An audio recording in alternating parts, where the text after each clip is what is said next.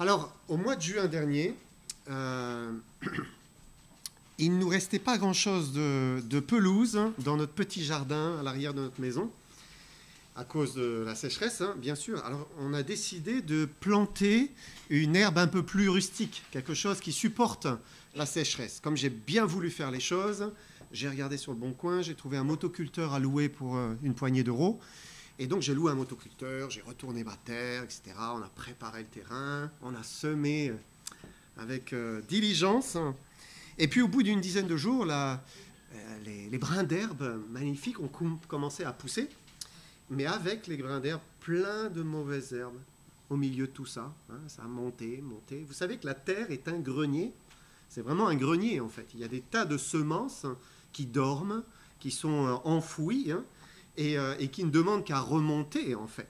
Et en retournant la terre, eh bien, j'ai remonté aussi tout ça, et je leur ai permis de pousser également. Pourquoi je vous raconte cela? Parce qu'on a là l'image du cœur. Parfois, nous sommes bousculés, nous sommes retournés dans la vie, en quelque sorte, et puis on finit par voir des vieilles semences, voilà, des vieilles graines, la graine du péché, qui commence à regermer. On se disait, c'est fini, je suis tranquille. Non, non, non, non, non, non. Si vous retournez, eh bien, vous pouvez voir de nouveau les vieilles habitudes, les vieux défauts, les vices du passé qui ressurgissent. Jésus l'a dit, Marc 7, 21, 23, il a dit, car c'est, on va l'afficher, car c'est du dedans, c'est du cœur des hommes que sortent les mauvaises pensées, les adultères, les débauches, les meurtres, les vols, les cupidités, les méchancetés, la fraude, le dérèglement, le regard envieux, la calomnie, l'orgueil, la folie. Toutes ces choses mauvaises sortent du dedans et souillent l'homme. Et tant que nous serons sur terre, eh bien, nos cœurs restent un grenier qui renferme beaucoup, beaucoup, beaucoup de péchés, mais voilà, c'est tapis dans le fond. Alors, pour la petite histoire, on a passé une poignée de 15 minutes par-ci, 15 minutes par-là, à en retirer les mauvaises herbes, donc on est content finalement. Mais je sais que si je retourne la terre de nouveau, je vais voir, ça va repousser, ça va repousser. J'obtiendrai le même résultat. Est-ce que vous voyez parfois ressurgir des vieux démons du passé? On va prendre un texte qu'on va méditer ce matin, c'est Colossiens 3, 5 à 14. Colossiens 3, 5 à 14. Faites donc mourir ce qui, dans vos membres, est terrestre, la débauche, l'impureté, les passions, les mauvais désirs et la cupidité qui est une idolâtrie. C'est à cause de ces choses que la colère de Dieu vient sur les fils de la rébellion, parmi lesquels vous marchiez autrefois, lorsque vous viviez dans ces péchés. Mais maintenant, renoncez à toutes ces choses, à la colère, à l'animosité, à la méchanceté, à la calomnie, aux paroles équivoques qui pourraient sortir de votre bouche. Ne mentez pas les uns aux autres, vous étant dépouillés du vieil homme et de ses œuvres, ayant revêtu l'homme nouveau qui se renouvelle dans la connaissance, selon l'image de celui qui l'a créé. Il n'y a ici ni grec, ni juif, ni circoncis, ni incirconcis, ni barbare, ni scythe, ni esclave, ni libre, mais Christ est tout et en tous. Ainsi donc, comme des élus de Dieu saints et bien-aimés, revêtez-vous de sentiments de compassion, de bonté, d'humilité, de douceur, de patience. Supportez-vous les uns les autres, et si l'un a sujet de se plaindre de l'autre, pardonnez-vous réciproquement. De même que Christ vous a pardonné, pardonnez-vous aussi. Mais par-dessus toutes ces choses, revêtez-vous de l'amour, qui est le lien de la perfection. On va s'incliner courtement dans la prière. Seigneur, merci. Merci encore pour ta parole, merci pour ton esprit, merci pour ta présence. Merci parce que c'est toi qui nous garde, qui nous nourrit, qui nous sanctifie. Nous te prions que tu nous aides encore, que tu agisses par ton esprit, que tu nous transformes à ton image. Bénis-nous, Seigneur, et que cette parole ne revienne pas à toi sans effet. Merci, Père, au nom de Jésus-Christ. Amen. On va relire le premier verset de notre passage, Colossiens 3, 5. Il dit « Faites donc mourir ce qui dans vos membres est terrestre, la débauche, l'impureté, les passions, les mauvais désirs et la cupidité qui est une idolâtrie. Et il y a des choses que Dieu ne fera pas à notre place. Et l'une d'elles, eh bien, c'est de faire mourir ce qui est charnel, coupable, terrestre. En fait, c'est le péché, hein, sous toutes ses formes qui est dans notre cœur. Mes péchés ne sont pas les vôtres ne sont pas les miens. On est tous différents, mais tous, on a des résurgences, hein, de nos faiblesses, hein, de nos vieux démons, hein, qui remontent. Hein. Paul nous dit de faire mourir notre péché. Pour le faire mourir, il faut cesser de l'alimenter. Il faut arrêter de le nourrir. Hein. Il faut l'affamer, en fait. Hein. C'est ça qui est important. Il faut le refuser. Parfois, il y a des envies, hein, qui montent dans notre cœur, des désirs qui sont coupables, on le sait. Et si on y cède, ben, on permet au péché de prendre plus de force, en fait. Hein. On est en train de le nourrir, et en le nourrissant, en le pratiquant, eh bien, il prend racine plus profondément encore en nous, et il se développe. Avant, il y avait des jukebox. Si vous arrêtez de mettre une pièce dans le jukebox, la musique s'arrête. Si vous arrêtez de jeter une bûche dans le feu s'éteint. Et si vous rajoutez sans cesse, eh bien, ça ne fait que prendre de l'ampleur. Hein. Et Dieu nous dit de faire mourir ce qui dans nos membres est terrestre. Il faut arrêter de nourrir le péché. Il faut arrêter. Il faut s'éloigner du péché. Il faut laisser le feu s'éteindre petit à petit. Et le péché, c'est quelque chose de terrible. Peut-être que vous n'êtes pas dans une période où vous êtes en lutte et tout va bien avec le Seigneur. Et c'est tant mieux, hein, que ça se poursuive. Hein. Maintenant, quand vous êtes en lutte avec le péché, c'est terrible. C'est terrible parce que quand on y cède et qu'on est pris dans l'engrenage, on a l'impression que c'est une puissance, mais qui nous domine. Et c'est impossible, semble-t-il, d'en sortir. Ça vient nous titiller, hein, sans cesse, nous tenter, nous faire tomber. On aimerait s'extirper, mais hop, on y revient, parce que la tentation est trop forte. Mais ça, c'est sans le Seigneur. Sans le Seigneur, oui, on peut dire c'est impossible. Mais la vérité, c'est que nous avons Jésus-Christ. Jésus-Christ qui vient habiter dans notre cœur, si nous l'avons reçu, bien sûr. Hein.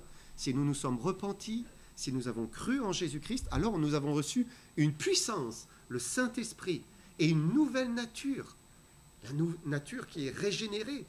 Et le Saint-Esprit, cette nouvelle nature, n'aime pas le péché, ne pratique pas, il ne veut pas pratiquer le péché. Et si nous marchons, eh bien, par l'Esprit, dans cette nouvelle nature, alors nous ne pratiquerons pas le péché. La vieille nature, la Bible dit, elle est morte. Elle a été crucifiée avec Christ. Elle est en croix. Elle est morte. Et quelque chose qui est mort ne peut plus agir. Si c'est mort, ça ne bouge plus, c'est inerte. Inerte. Et il faut arrêter de la nourrir, hein, cette mauvaise nature, et il faut la laisser sur la croix, crucifiée. C'est sa seule place, la seule place pour elle, pour cette nature pécheresse. Parce qu'il ne faut pas oublier que Dieu va juger le monde qui pratique tous ces péchés. Hein, il y a un jugement qui vient, c'est ce que dit la parole de Dieu. Par exemple, on pourrait se dire, vous savez, dans le monde, on minimise le péché. On va dire, oh la débauche, c'est pas grand-chose quand même. Hein. Faut arrêter avec le puritanisme des siècles passés. Hein. C'est vraiment pas grand-chose. Hein. Le monde dit, si vous avez une envie, allez-y, assouvissez votre envie, hein, vos passions. Vous avez envie de faire une chose, vous avez des désirs, allez-y. Hein. Mais Paul nous dit au verset 6, Colossiens 3,6, il dit, c'est à cause de ces choses que la colère de Dieu vient sur les fils de la rébellion. La colère de Dieu vient sur les fils de la rébellion. Et le péché, c'est pas juste la transgression d'une norme de justice et de moralité d'un autre temps, hein, du passé.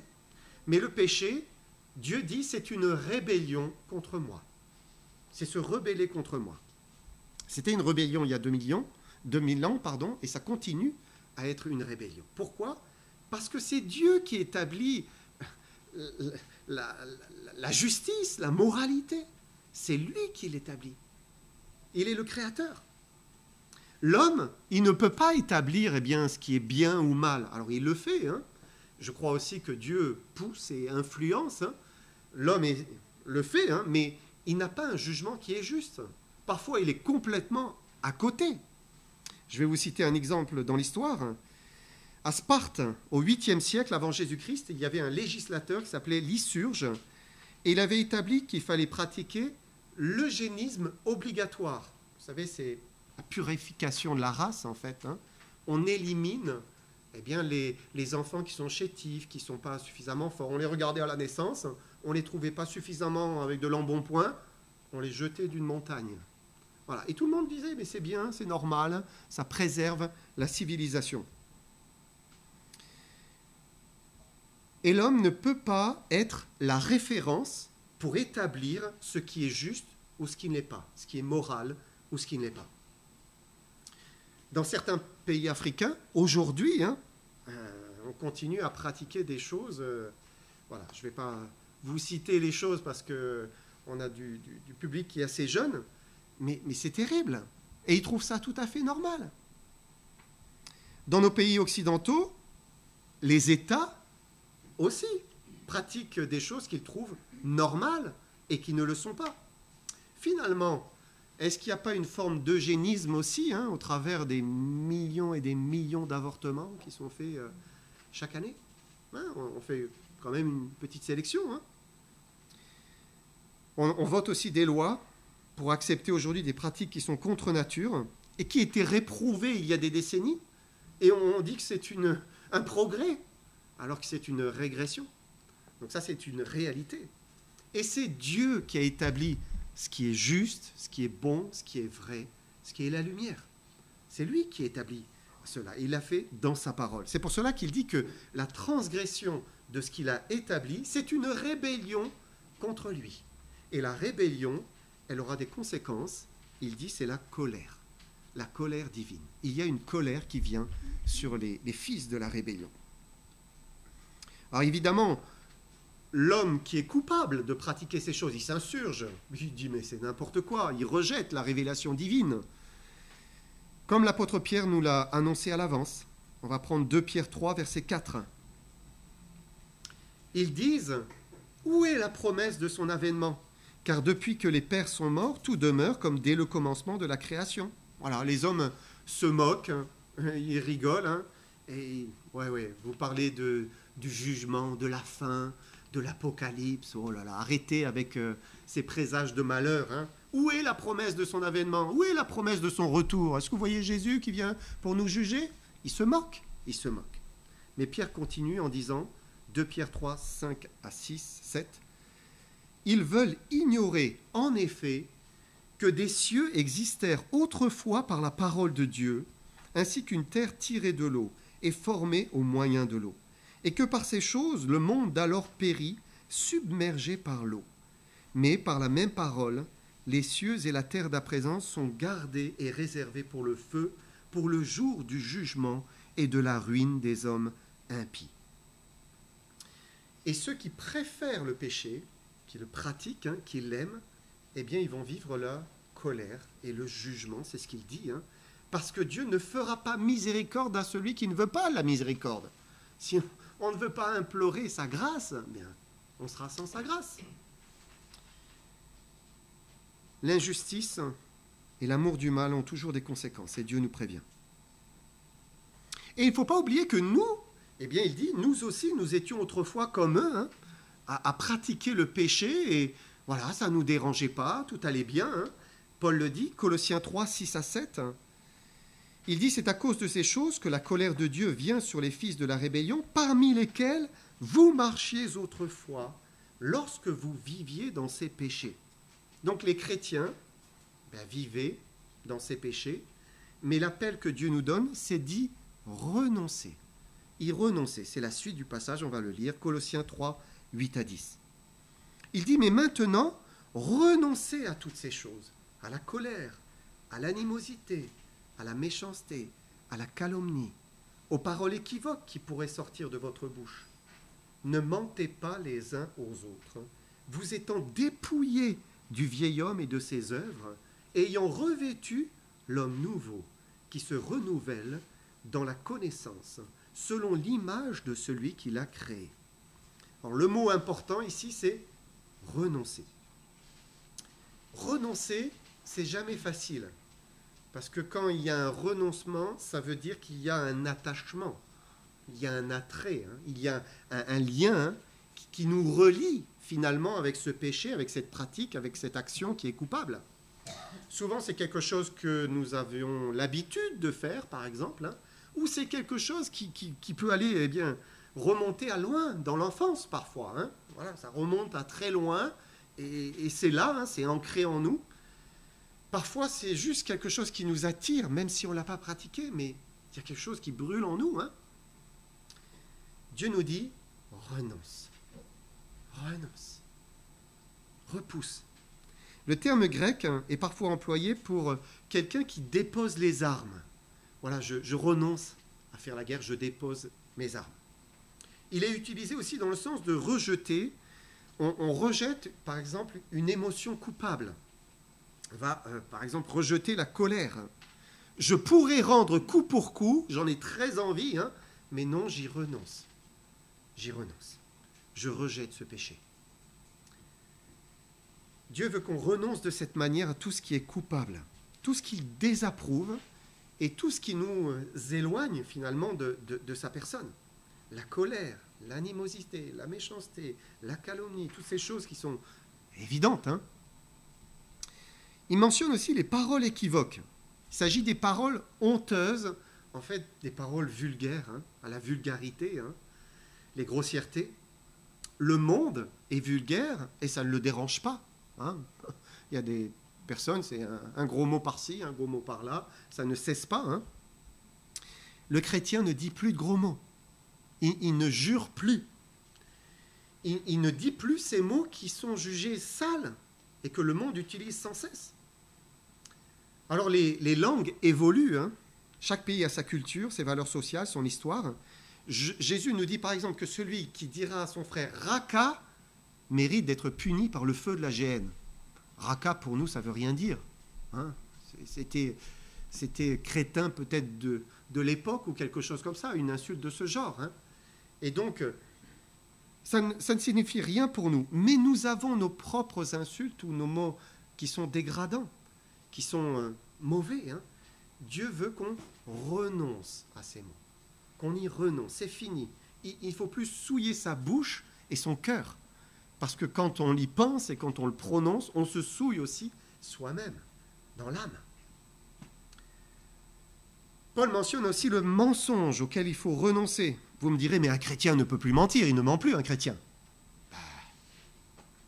Si Paul le mentionne, c'est que oui, parfois un chrétien tombe. Pourquoi ? Parce qu'il est à un moment poussé dans ses retranchements et c'est trop difficile de dire la vérité là. Il a honte ou il ne veut pas, alors il cache. Et hop, un petit mensonge, mais c'est un mensonge. Dieu veut qu'on renonce, parce que cette graine, elle est toujours là dans le grenier, dans notre grenier, le grenier de notre cœur, et c'est les circonstances qui peuvent la faire germer. Renoncer à toutes ces choses.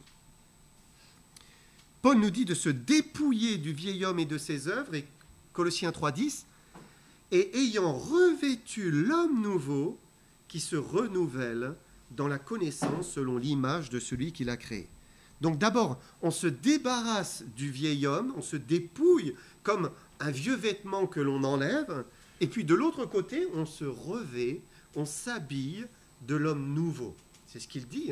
Comment se revêtir de l'homme nouveau ?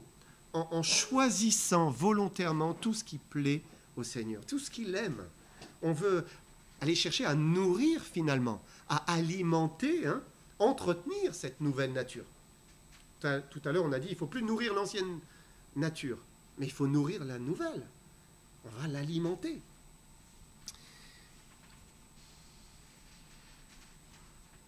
Il faut l'alimenter avec ce qui plaît à Dieu, ce qui va fortifier Christ en nous, parce que Christ habite en nous. Encore une fois, si vous êtes vous avez cru, si vous vous êtes repenti, alors Christ habite en vous. C'est ce qu'il dit, Colossiens 3, 11. Il dit, il n'y a ici ni grec, ni juif, ni circoncis, ni incirconcis, ni barbare, ni scythe, ni esclave, ni libre, mais Christ est tout et en tous. Christ est tout et en tous. C'est magnifique, hein? Jésus habite dans nos cœurs, dans le cœur de ceux qui ont fait cette démarche, hein, de foi. Il habite en nous, imprégnant notre nouvelle nature qui est conduite par le Saint-Esprit. C'est magnifique. Entre parenthèses, il est bon de savoir que devant Dieu, il n'y a plus ni grec, ni juif, ni barbare, ni scythe. Vous savez, les hommes font des différences entre les peuples, entre les races, entre les cultures, hein. On met des frontières, hein. Mais devant Dieu, tous égaux. Nous sommes tous égaux, tous semblables, tous issus de façon d'un même sang, en Christ, tous de la même famille. Il y a des murs qui s'élèvent, mais Christ fait tomber les murs, hein, et fait que nous sommes un même peuple, une même famille. Christ est tout et en tous. Ça signifie que personne ne peut avoir Christ plus que son voisin. Nous avons tous Christ pareillement. Il est tout et en tous, hein. Personne ne peut dire à son frère, « Ah, moi j'ai été baptisé du Saint-Esprit. » Pas encore toi, hein. Non, Christ est tout et en tous. À partir du moment où on se convertit au Seigneur Jésus, il habite dans sa plénitude en nous. Après, bien sûr, il s'agit de garder cette plénitude, hein. Nous l'avons totalement, hein. Mais il faut marcher avec lui. Alors, eh bien, il peut nous remplir, hein. Ça, c'est un autre sujet. Paul dit que l'homme nouveau que nous sommes se renouvelle dans la connaissance selon l'image de celui qui l'a créé.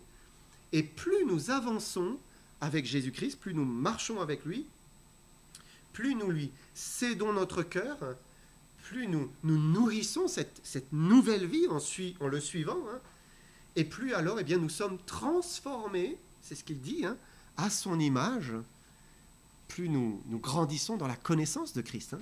Voilà, il y a une transformation qui s'opère. Dieu nous conduit à une révélation toujours plus grande de lui, et ça nous transforme, ça nous change. Et nous sommes comme remis à neuf. C'est quand même merveilleux, ça. Dieu prend quelque chose qui est cassé, et il le remet à neuf. Parfois, vous tombez sur des vidéos sur Internet, hein, où vous voyez quelqu'un qui trouve un vieil objet dans un lac, une montre, une vieille montre de valeur. Elle est, mais en ruine, ça fait 10-15 ans qu'elle est là peut-être, en tout cas on imagine, si ce n'est pas lui qui l'a jetée pour faire des vues, je ne sais pas. En tout cas, elle est vraiment en mauvais état. Et il va la démonter, enlever chacune des parties, des petits trous, hein, cranter, et nettoyer, polir, remplacer. Et à la fin, vous regardez l'objet, incroyable. Comment on peut restaurer quelque chose de cette manière? C'est vrai pour un objet, mais c'est vrai, on voit ça pour des appartements, pour un jardin, pour n'importe quoi finalement. Eh bien, c'est ce que Dieu fait avec nous. C'est merveilleux quand même, hein? C'est merveilleux. Il nous prend là où nous sommes, dans l'état où nous sommes, et parfois c'est pas beau, hein? C'est vraiment pas beau, hein? Nous sommes abîmés par la vie, abîmés par les mauvais choix, par nos bêtises, par la folie. Nous sommes cassés, brisés, non fonctionnels. Et par la nouvelle naissance, il fait de nous une nouvelle personne, un homme nouveau, régénéré, une personne qui est changée de l'intérieur par son action, par sa délivrance, par une rééducation dans la pensée, dans les pensées, dans les habitudes de vie, dans la volonté, dans les désirs. Il y a une transformation complète, hein.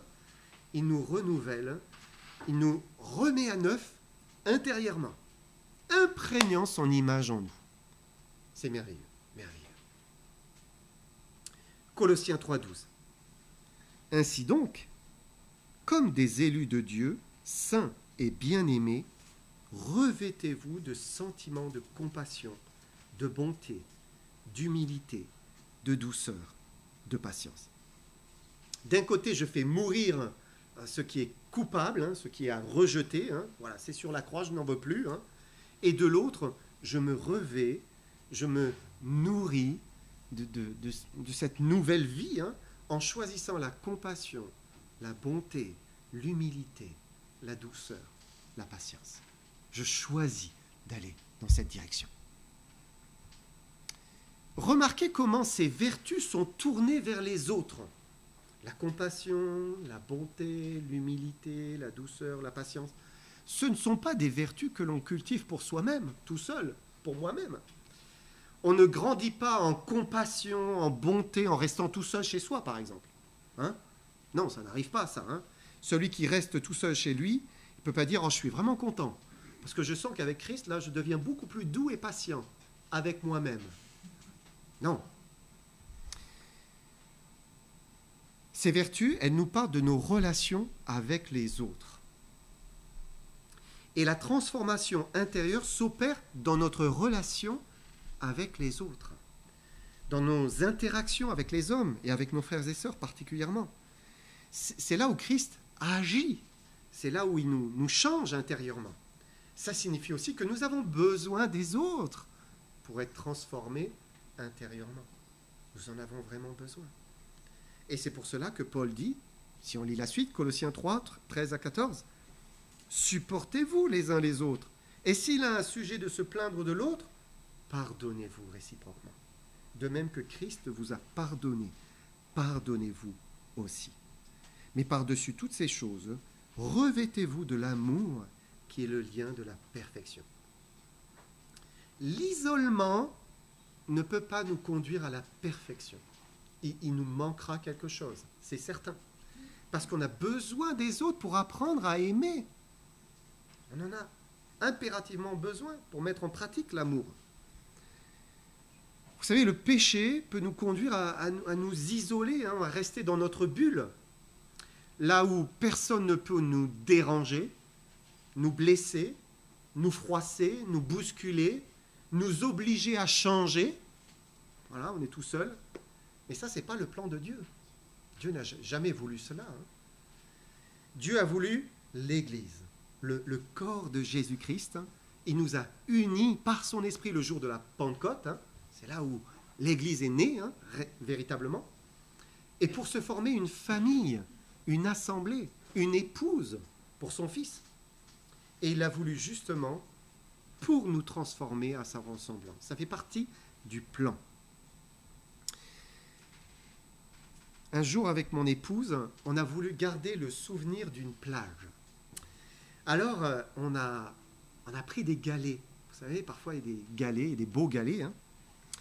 Donc, plein de galets comme cela. On les a mis dans un grand vase. Hein, voilà, pour se souvenir de ce moment ensemble. Un galet, c'est beau. C'est lisse, c'est rond ou ovale. C'est, voilà, patiné. Hein, c'est doux. C'est agréable, ça ne blesse pas hein, dans la main. Et vous savez comment ça se forme. Hein. C'est le roulis et le contact hein, des uns avec les autres hein, qui fait que petit à petit, ça devient doux, agréable, beau. C'est ce que Dieu a voulu faire avec nous, avec ses enfants. Il veut nous apprendre ce lien de la perfection, l'amour. Il veut nous rendre comme ce galet doux, humble, agréable, ne blessant plus les autres. Alors, eh bien, on peut se souhaiter les uns aux autres hein, d'être un jour tous comme ce galet. Vraiment. Quand le Seigneur viendra nous prendre, qu'on soit tous comme ce galet. Que personne ne soit au contraire, j'en ai un autre dans la poche, hein, comme ça, hein, rugueux, blessant. Que quand Christ viendra nous prendre, nous soyons vraiment tous comme ça. Hein. Et c'est en marchant ensemble, en laissant parfois se cogner les uns aux autres, hein, se frotter, qu'alors, eh bien, le miracle va s'opérer et Dieu sera glorifié. Mais ça demande de l'obéissance, de la consécration, la mise en pratique de l'amour. Et Dieu fera de nous une personne qui est belle, qui est agréable, qui le glorifie à l'image de Jésus. Amen.